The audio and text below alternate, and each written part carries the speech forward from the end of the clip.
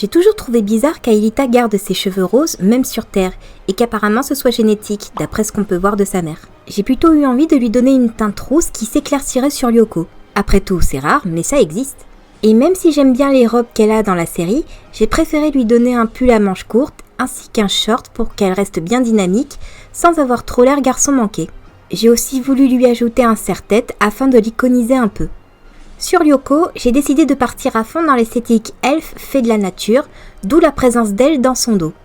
Enfin, elle avait effectivement des ailes dans la série, mais elles étaient toujours temporaires et elle les utilisait beaucoup trop peu pour aider à la situation. Je n'ai pas trop envie de lui laisser ses champs de force sur Lyoko, mais plutôt de développer son don de création. Elle pourrait matérialiser n'importe quoi à partir de rien et s'en servirait comme projectile, protection ou autre.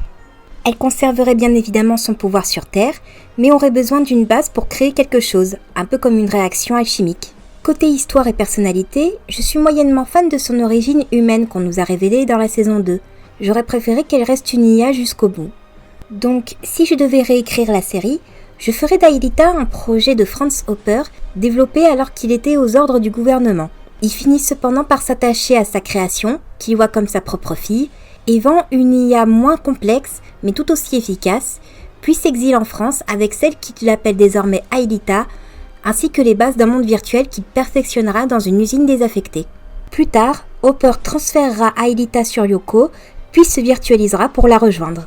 Melotria, maintenant appelée Xana, est devenue un virus semi-conscient déterminé à détruire l'humanité pour se venger de l'abandon de son créateur.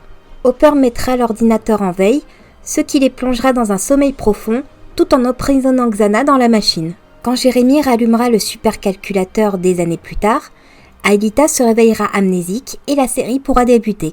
J'imagine la mouture du personnage un peu plus réservée que dans la version originale. Elle a certes développé des émotions, mais a encore du mal à les processer et a tendance à préférer observer les choses dans son coin, quitte à passer pour une nana glauque.